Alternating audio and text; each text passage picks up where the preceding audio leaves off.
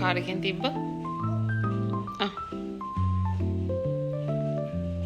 අම්මා බතු වෙනක ඔක කන්න. බත් කන්නේ නැද්ද?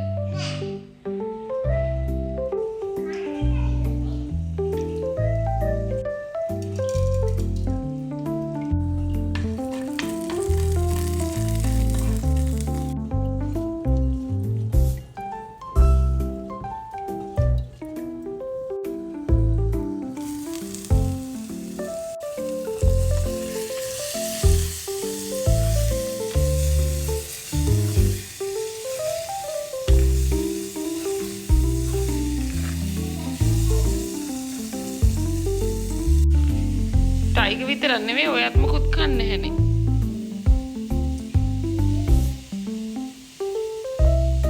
වාහනේ එලවනවද යා? කන්නේ නැද්ද මොකුත් යා?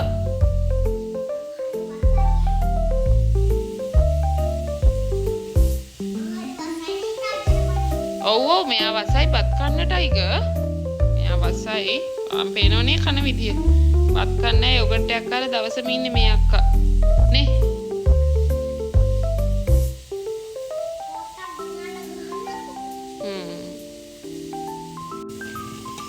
බත් එක රෙඩි වෙන ගමන් ඉන්නේ.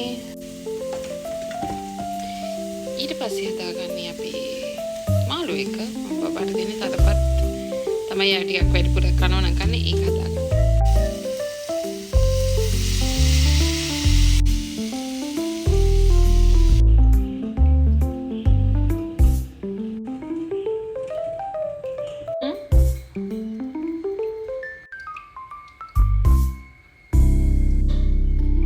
ටිකක් සැර කන නිසා මම මිරිස් දානවා. හැබැයි මේක බබාට පොඩක් හොදලා වගේ දෙනවා. එයා සැරයි කිව්වොත්. මාළු එක මෙන්න මේ විදිහට හොඳට මික්ස් කරලා මම විනාඩි 5ක් විතර 10ක් තියාගන්නවා. මේ එතකොට මේක හරි රහයි. මේකට හොඳට එතකොට තුන පහ ටික අල්ලනවා.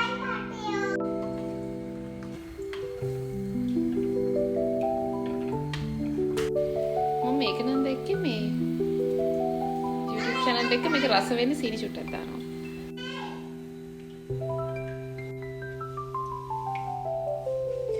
සුදු ලුණු තලලා දාන්නේ මම සාමාන්‍යයෙන් කපලා දානවට වඩා තලලා දැම්මම රසයි කියලා මම නිකන් හිතනවනේ. රස වැඩියෙන් නේනම සුදු ලුණු තලලා දැම්මම. ඔය කුරුඳු ගෙනත් දෙනවද? තව කෑල්ලක් ඕනේ මේ මදි. so good. තව චූටි කෑල්ලක් දෙන්න. මේක දාන්න ඕන මාළු එකට. මේක දැම්මම ඇතිද? දැම්මා.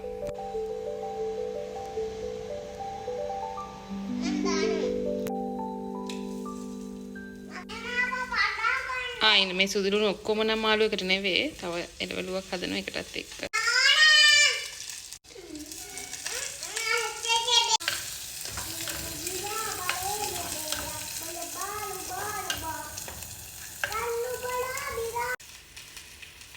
තුන පහයි මිරිසුයිත් මේකටම දානවා. මේක බැදගත්තේ නැත්නම් අර මේ රස රතු පාටට මේ කරියක එන්නේ නැහැ. නැත්නම් සුදු පාට වෙනවා. සුදු පාට නෙවෙයි අපි රස මේ මාළු එකේ ලස්සන පාට එන්නේ නැහැ. මේ ටික බැදගත්තේ නැත්නම් තුන පහයි මිරිසුයි. ඊට පස්සේ මේකටම මම ෆිෂ් ටිකක් දානවා.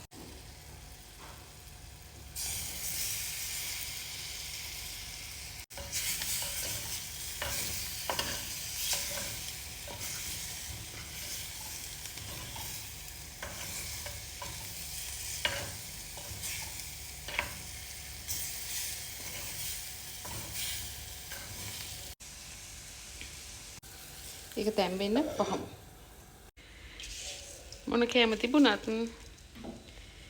මේක නැතුව බබා අපේ කෑම කන්නේ නැහැ. කෑමකට සුදු ලුණු දාන්න ඕනේ. ලුණු දාන්න ඕනේ. ඔයා උයන් ඉගෙන ගන්නවද පුතේ? දාන්න කොයි ටික? දාරත් හොද ගන්න.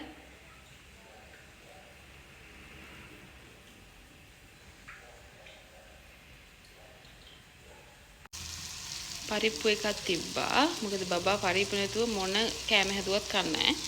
දැන් මේකට මිටි කිරි ටිකක් එකතු කරගන්නවා. ඒකට මම 3-5 ඇඩ් කරලා දාන්නේ. නැත්නම් මේ කිරි එක දානකොට ඒකට පොල් කිරියකට 3-5 ටිකක් මික්ස් කරලා දැම්මහම රස වැඩි කරි එකේ.